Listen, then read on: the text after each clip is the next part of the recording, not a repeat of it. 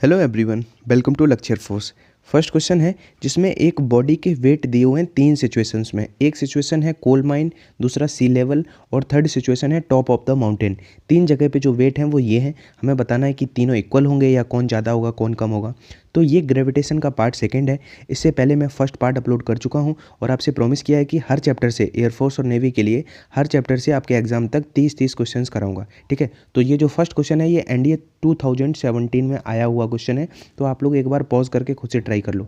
ठीक है, इसको आप 5 सेकंड से कम में भी कर सकते हो अगर आपके सारे ही प्रिंसिपल क्लियर हैं। अब मैं आपको समझाऊँ कैसे आप इसको 5 सेकंड में कर सकते थे। हमने आपको बताया था फर्स्ट पार्ट 1 में, उसको ज़रूर देख लेना, डिस्क्रिप्शन बॉक्स में उसका लिंक होगा, कि अगर हम अर्थ से किसी h ऊंचाई पे जाते हैं तब भी हमारा ग्रेविटेशनल एक्सीलरेशन कम होता है। ठीक है, और अगर हम d गहराई पे जाते हैं तब भी हमारा गुरुत्वीय त्वरण कम होता है। ठीक है, और अर्थ की सरफेस पे तो जी रहता ही है। अब मैं आपको एक बात बताऊं, तीन सिचुएशन है। एक हमारी है कोल माइन की, एक है कोल माइन मतलब गहराई वाली होगी। गहराई के लिए क्या अपेरेंट जी क्या होता है 1 - d अपॉन आर। पहला पार्ट जरूर देख लेना। ऊंचाई पे h ऊंचाई पे जाने के लिए बाइनोमियल से जब हमने किया था तो क्या आया था 2h/r, क्योंकि वो हाइट जो थी वो रेडियस के कंपैरिजन में बहुत लेस थी, तो ये बाइनोमियल से किया था तो ये रिलेशन आया था। और अर्थ की सरफेस पे सिंपली होगा mg। ठीक है, अब वेट का मतलब होता है किसी भी बॉडी का अगर वेट है मतलब वो जैसे अगर ग्रेविटी, क्योंकि वेट होता है mg, जहाँ पे g बड़ा होगा वहाँ पे वेट भी बड़ा होगा, जहाँ पे g कम होगा वहाँ पे वेट भी कम होगा। अब इन तीनों सिचुएशंस को एक ग्लिम्स हम देखें तो हम देख पा रहे हैं कि सबसे ज़्यादा तो mg यानी कि अर्थ का सरफेस जो समुद्र तल होगा, सी लेवल होगा, वो कंसीडर करेंगे अर्थ का सरफेस, यानी कि ये इस कंडीशन को रेफर करेगा। यानी कि सबसे ज़्यादा उसका यहाँ पे होगा, क्योंकि यहाँ पे भी कम हो रहा है, यहाँ पे भी जी का मान कम हो रहा है। चाहे ऊपर जाएंगे चाहे नीचे जाएंगे, दोनों कंडीशन में जी का मान कम होगा। ऑब्वियसली ये सी लेवल वाला सबसे बड़ा होगा। अब कौन सी लेवल पर को रेफर कर रहा है, W2, क्योंकि रेस्पेक्टिव थे। तो अगर W2 सबसे बड़ा है तो ये ऑप्शन कट गया, ये ऑप्शन कट गया, ये ऑप्शन कट गया। इस तरह से हमें अपनी थॉट प्रोसेस एग्जाम में डेवलप करनी है। बाकी मैं अभी आपको अच्छे से समझा भी दूंगा। इस ऑप्शन को थोड़ा सही से लिख लेना। ये ऑप्शन मैंने खुद टाइप किया तो ऐसे हो गया है, सबसे बड़ा W2 है, उसके बाद W1 है, उसके बाद सबसे छोटा W3 है। अब ये तो क्लियर है कि सबसे बड़ा W2 क्यों है, क्योंकि समुद्र लेवल सी लेवल। ठीक है, अब इसमें और इसमें अगर कंफ्यूज हो तो आप ऐसे देखो, इसमें ये कंसीडर करना है कि जो जितना डेप्थ में गया था उतना ही ऊंचाई पे गया था। अब अगर एक में से ये इसका 2 गुना कुछ घट रहा है, इसमें से 1 गुना, यानी कि इसमें से ज़्यादा घट रहा है, यानी कि ये वैल्यू सबसे कम हो जाएगी। तो आपको ऑब्वियसली दिख गया कि कौन सा ऑप्शन सही हो गया। मैं बताना आपको क्या चाह रहा हूँ कि अगर आप ऑप्शन से खेलना सीख जाते हो तो एयरफोर्स का एग्ज़ाम बहुत ईजिली क्रैक कर सकते हो। आपको एक ही ऑप्शन मिलेगा जिसमें सबसे बड़ा होगा W2। ठीक है, अब मैं आपको बताऊं ऐसी ही चीज़ें आपको जैसे जैसे मेरे साथ रहोगे आपको ये रियलाइज़ हो जाएगा कि एग्ज़ाम को हम हैप्पीली ठीक है खुश होके भी क्रैक कर सकते हैं। कभी भी आप देखो 3 साल से मैं नोटिस कर रहा हूँ, ग्रेविटेशनल जो नियतांक होता है, कांस्टेंट होता है, उसकी डायमेंशन पूछी जाती है। 80% लड़का उसको फाइंड करता है और 10% लड़का उसको याद किए होता है। 10% लड़का ऐसा होता है जो स्मार्ट अप्रोच लगाता है, जो देखता है कि 4 ऑप्शन हैं अगर, तो एक ही ऑप्शन ऐसा है जिसमें L की पावर 3 मिलता है। चाहे कोई प्रैक्टिस सेट उठा लो या किसी पेपर का आया हुआ एक्चुअल क्वेश्चन लिखो सेम डेटा के साथ, तो उसमें 4 ऑप्शन में एक ऑप्शन होगा जिसमें L की पावर 3 होगी। तो क्यों हम अननेसेसरी एफर्ट लगाएं, सीधा हिट करके आगे नहीं बढ़ सकते हैं। तो यही चीज़ें आपको सिखाऊंगा। चलते हैं सेकंड क्वेश्चन पे। यदि किसी वस्तु का द्रव्यमान यानी कि if mass of a body on moon is 40 kg, ये भी एक्चुअल आया हुआ क्वेश्चन है, then weight of the body on earth. क्या होता है, बच्चा जल्दबाजी बहुत करता है, क्योंकि उसको पता होता है 1/6 का रिलेशन, तो 4 में 6 का गुणा करता है, 240 हिट किया आगे बढ़ा, कुछ सोच नहीं रहा है। ये मैं पहले क्यों बताता हूँ, क्योंकि गलती अगर मैं पहले बता दूंगा तो उसके चांसेस कम हो जाएंगे, एग्जाम हॉल में आप कम गलतियाँ करोगे। मैं आपको बताऊँ क्वेश्चन केयरफुली पढ़ना होता है आपको। ठीक है, आप पढ़ने पर फोकस, समझने पर फोकस कर तो फिर आप फास्ट लोगे। पहले आप समझ लो कि क्वेश्चन की लैंग्वेज क्या है, एग्जामिनर क्या पूछना चाह रहा है। देखो, चंद्रमा पर उसने वेट नहीं दिया था, उसने मास दिया था। क्या दिया था, द्रव्यमान। और मास एक ऐसी चीज़ है जो हर जगह कहीं पे भी आप जाओगे वो सेम रहेगी, कांस्टेंट रहेगी। ठीक है, लेकिन अर्थ पे उसने क्या पूछ दिया, वेट पूछ दिया। तो वेट पूछ दिया, वेट का मतलब किलोग्राम भार।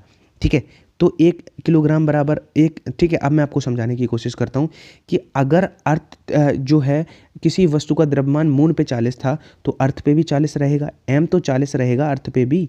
अगर मास 40 है, हमें वेट बताना है, वेट उस बॉडी का हो जाएगा mg। mg का मतलब m का मान हमने 40 रखा और अर्थ के लिए g का मान जब ना गिवन हो तो 9.8 रखते हैं ऑलवेज। ठीक है। अब इसका जब मल्टीप्लाई करोगे तो अब हमें मल्टीप्लाई भी नहीं करना है। मैं आपको कैसे आप कुछ सेकंड्स बचा सकते हो, इसका मल्टीप्लाई करना कोई रॉकेट साइंस नहीं, लेकिन हमें नहीं करना है। हमें अपनी आदत डालनी है, थॉट प्रोसेस डेवलप करनी है, ऑप्शन देखने की। हमने देखा इसमें किलोग्राम है, इसमें किलोग्राम है, काट दो, क्योंकि किलोग्राम भार वो न्यूटन में हो जाएगा कन्वर्ट। आप देखो यूनिट डिजिट, जब 8 का मल्टीप्लाई करोगे 4 में, ये डेसिमल तो 0 से खत्म हो जाएगा, तो जब 4 का गुणा 8 में होगा तो यूनिट डिजिट 2 आएगा। इसका यूनिट डिजिट 2 नहीं है, तो ऑप्शन ऑटोमेटिक ये हो गया।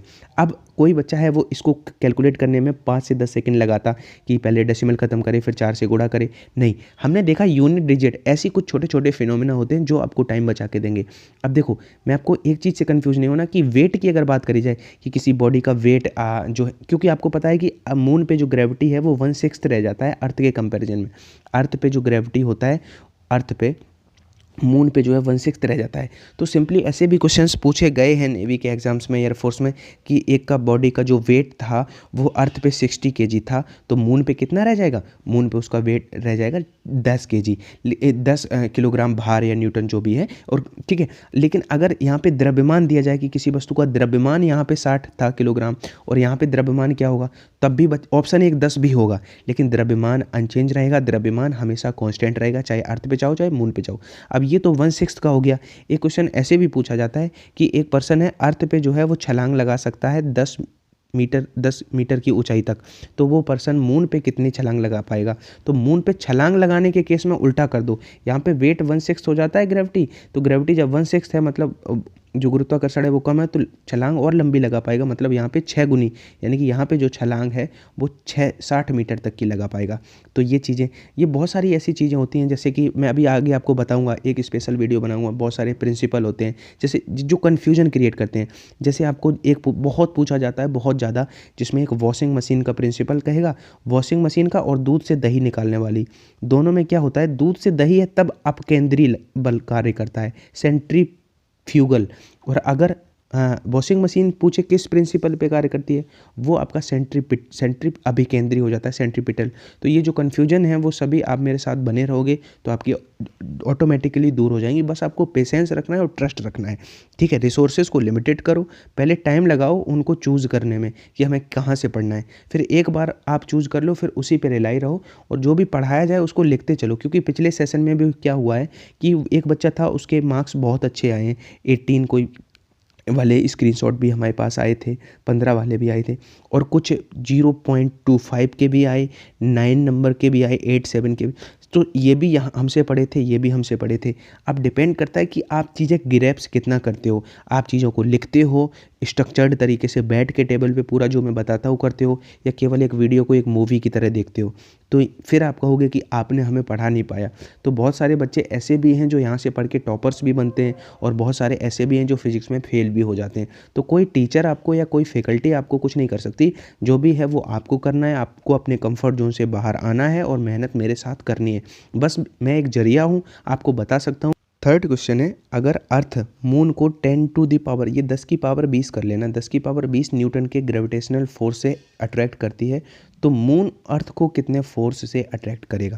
क्वेश्चन क्या है, if earth attract the moon with gravitation force 10 to the power 20 newton, then the moon will attract the earth, कौन, ठीक है, क्या लेस देन या मोर देन, या फिर ये आप लोग खुद से करना। और मुझे पता है 90% लोग इसको सही कर लेंगे, लेकिन ये क्वेश्चंस भी आ चुका है, तो फिर मेरा फ़र्ज़ है आपको सारे आए हुए क्वेश्चन कराना।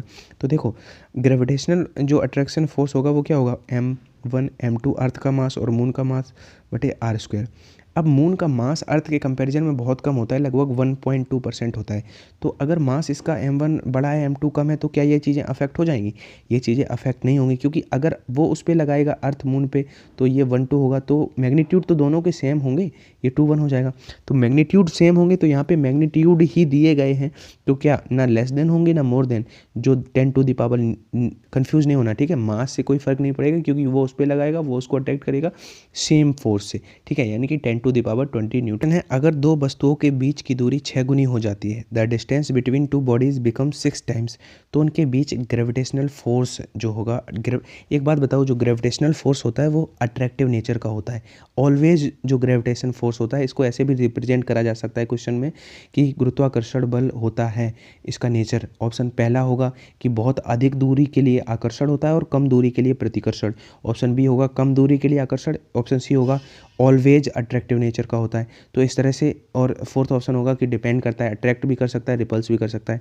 तो याद रखना है जो ग्रेविटेशनल फोर्स होता है उसका नेचर होता है अट्रैक्टिव नेचर का, ठीक है, फर्स्ट थिंग। और कैसा होता है ये, कंजर्वेटिव फोर्स होता है, संरक्षी, पाथ पे डिपेंड नहीं करता है, ठीक है। जैसे कि फ्रिक्शन आपका नॉन कंजर्वेटिव होता है, असंरक्षी होता है क्योंकि वो पाथ पे डिपेंड करता है, या पुश करना या पुल करना वो भी आपके नॉन कंजर्वेटिव होते हैं। तो ये चीज़ें आगे मैं आपको बताऊंगा, फिलहाल मुझे दिख गया, मैंने बता दिया।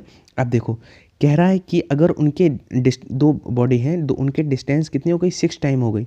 तो अब क्या होगा, गलती होने के चांसेस क्या है कि उसका स्क्वायर कर देंगे, तो ये गलत हो जाएगा। क्यों? क्योंकि आपका जो फोर्स होता है, ग्रेविटेशनल फोर्स होता है, वो होता है Gm1m2/r², यानी कि रेडियस के स्क्वायर के इनडायरेक्टली प्रोपोर्शनल होता है। इनडायरेक्टली का मतलब हुआ कि अगर ये बढ़ेगा तो ये घटेगा, और ये घटेगा तो वो बढ़ेगा। अब क्योंकि डिस्टेंस 6 गुनी है, मतलब बढ़ी है, और आप इसको भी बढ़ा दे रहे हो, तो ये घटना चाहिए था। घटना चाहिए था मतलब किस प्रोपोर्शन में घटेगा, उसका स्क्वायर के, जितना डिस्टेंस कम बढ़ी है उसका स्क्वायर करो, उसको इनडायरेक्टली करो, यानी कि इस क्वेश्चन का आंसर क्या हो जाएगा, 1/36 गुना।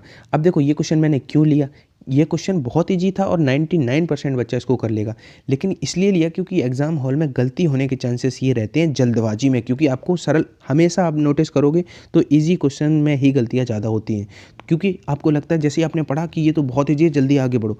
तो जब बहुत ईजी क्वेश्चन आ जाए तो आपको क्या करना है, 1-2 सेकंड के लिए रुकना है एग्जाम हॉल में और सोचना है कि ईजी क्वेश्चन है तो ऑप्शन फ्रेमिंग जरूर कुछ ऐसी होगी जिसमें हम फंस सकते हैं। तो फिर ऐसे अगर इस तरह की सोच रखोगे तो देखो ये क्वेश्चन क्या कह रहा है कि अगर एस्केप वेलोसिटी जो अर्थ पे है, पलायन वेग वो वी है और किसी प्लेनेट पे वी है, तो बताना है कि कौन सा रिलेशन सही होगा। लेकिन कंडीशन क्या है कि जो रेडियस है प्लेनेट की पृथ्वी से 2 गुनी है त्रिज्या, और मीन डेंसिटी जो है वो सेम है। ये शब्द जो है ये बहुत ज़रूरी है, मतलब ऐसा है जो क्वेश्चन गलत करवा सकता है आपसे। अब मैं आपको बताऊं कैसे, आप पॉज करके खुद से ट्राई कर रहे होंगे, ये मैं एक्सपेक्ट करके चलता हूं। तो देखो अगर आप बात करें किसकी, एस्केप वेलोसिटी की, तो क्या फॉर्मूला होता है, Gm/r, ठीक है, ये फॉर्मूला होता है किसका, पलायन वेग का, एस्केप वेलोसिटी का। लेकिन अगर इससे देखें तो उसने कहा है कि ग्रह की त्रिज्या से संबंध रखना है क्योंकि वो 2 गुनी कर दी गई, तो हम देख लेंगे कि एस्केप वेलोसिटी रेडियस के इनडायरेक्टली प्रोपोर्शनल है और क्वेश्चन गलत हो जाएगा, क्योंकि हमें डेंसिटी को भी इंक्लूड करना है। कह रहा है जो कांस्टेंट है वो क्या है, आपका मीन डेंसिटी, कह रहा है earth and same mean density. तो अब क्या आप कोई ऐसा फॉर्मूला जानते हो जो मास को रिप्लेस कर दे डेंसिटी से। घनत्व बराबर होता है द्रव्यमान बटे आयतन, तो द्रव्यमान क्या हो जाएगा, द्रव्यमान हो जाएगा वॉल्यूम इंटू डेंसिटी, यानी कि इसको हम ऐसे भी रिप्रेजेंट कर सकते थे, उसका वॉल्यूम यानी कि 4/3 पाई और r³ इंटू डेंसिटी। अब डेंसिटी आ गया, अब डेंसिटी अगर आ गया और ये पूरा किस में है, वर्गमूल में है। हमने समझा रहा हूँ अभी, बहुत जल्दी करोगे। अब r² बचा वर्गमूल में, ये तो पूरी चीज़ कांस्टेंट है, ये भी कांस्टेंट है, तो एस्केप वेलोसिटी डायरेक्ट हमें पता होना चाहिए था। अब जब ये r² है तो यहाँ से उसका स्क्वायर रूट लेंगे तो डायरेक्टली प्रोपोर्शनल हो जाएगा रेडियस के। अगर रेडियस के डायरेक्टली प्रोपोर्शनल हो गया और ये चीज़ आप समझ गए फिनोमेना कि हमें यहाँ पे डेंसिटी को लाना ज़रूरी था तभी वो कांस्टेंट बनता, तब आप इसको कैसे क्लिक कर सकते थे। अब आपको एग्जाम में ये निकालना नहीं पड़ेगा क्योंकि आप इसको कर चुके हो, 1-2 बार रिवाइज कर लोगे तो क्लियर हो जाएगा। क्या था, दोगुनी थी, ट्वाइस थी। अगर वो दोगुना था और उसके डायरेक्टली प्रोपोर्शनल है एस्केप वेलोसिटी, तो वो दोगुना हो जाएगा। ये आपको 12th में प्रूव कराया गया होगा, 12th के एग्जाम्स में प्रूव करने के लिए 4 मार्क्स में आता था। तो अब इसको आप कैसे देख के ही हिट कर सकते थे, क्योंकि हमने आपको समझा दिया कैसे क्या हुआ। ये चीज़ें बहुत, और ऑप्शन बहुत मैटर करते हैं। मैं आपको बता रहा हूँ ये कॉम्पिटेटिव अप्रोच आपको लाने ही पड़ेगी, जब तक नहीं लाओगे तब तक भटकते रहोगे। कैसे, क्योंकि ऐसा होता है जैसे आपसे कहेगा जियो स्टेशनरी सैटेलाइट की हाइट कितनी होती है, एक ऑप्शन होगा 36 किलोमीटर, ऐसा हो रहा है बच्चों के साथ। एक ऑप्शन होगा 3600 किलोमीटर, आपका एक होगा 36,000 किलोमीटर, 36,000 किलोमीटर, ऐसे ऑप्शन होंगे। एक होगा नन ऑफ दीज। अगर आपसे पूछ दिया जियो स्टेशनरी यानी कि भू स्थिति जो उपग्रह की सैटेलाइट की हाइट क्या होगी, कितनी ऊंचाई पे होता है अप्रोक्स, तो ऑप्शन देख के कि आप ऐसी थॉट प्रोसेस आपको पता हो कि अप्रोक्स 35,000 कुछ होता है, तो 36 या 3600 तो हो ही नहीं सकते, तो 36,000 किलोमीटर हो गया। या पूछ सकता है उसका उपग्रह का जियो स्टेशनरी का जो टाइम पीरियड कितना होता है, 24 घंटे होता है। लेकिन ऑप्शन देख के आप कंफ्यूज हो जाते हो, तो ये चीज़ें आपको नहीं करनी। और एस्केप वेलोसिटी से मुझे याद आ रहा है एक चीज़ और, क्योंकि मैं ज़्यादा इजी चीज़ें नहीं करा रहा हूँ, क्योंकि बहुत सारे लोग हैं जो ये चीज़ें भी कराते हैं, तो इनका वैसे कोई मतलब भी नहीं है कि, लेकिन फिर भी कि आप याद रखना कि अर्थ के लिए होता है 11.2 किलोमीटर पर सेकेंड। एस्केप वेलोसिटी का मतलब होता है पलायन वेग, मतलब अगर किसी भी ऑब्जेक्ट को हम इस वेग से फेंक देंगे अर्थ से, तो वो फिर कभी अर्थ पे नहीं आएगा, वो एस्केप कर जाएगा, पलायन हो जाएगा, मतलब पलायन वेग ये हो गया। मून पे कितना होता है, लगभग 2.46। ठीक है, ये इतना कम क्यों होता है, क्योंकि यहाँ पे गैसेस का जो मॉलिक्यूलर जो VRMS वैल्यू होता है वो बहुत कम होता है, तो क्या होता है ईजिली वो क्या कर जाती हैं, आपकी एस्केप कर जाती हैं। तो वर्गमाध्य मूल वेग जो होता है गैसों का, वो कंपैरेटिवली बहुत लेस होता है। अब अगर बात करें कि पलायन वेग और ऑर्बिट वेलोसिटी कक्षीय वेग में क्या रिलेशन होता है, तो VO जो ऑर्बिट वेलोसिटी होती है, जो आपका एस्केप वेलोसिटी होती है, उसमें ये रिलेशन होता है कि अगर √2 का गुणा कर दें हम ऑर्बिट वेलोसिटी में, तो वो एस्केप वेलोसिटी बन जाती है। क्वेश्चन है the time period of revolution of a planet is 8 times than that of others. केवल इतना ही देख के आपके दिमाग में कुछ होना चाहिए, अभी आपको बताऊंगा, पहले से नहीं बता रहा हूँ। The distance from the sun will be how many times of other planet. मैं आपको विजुअलाइज करा दूँ। क्वेश्चन क्या है कि क्या है कि आपको पता है कि सन एक फोकस में रहता है, ठीक है, एक प्लेनेट है, कोई 2 प्लेनेट है, एक A है और एक B है, ठीक है।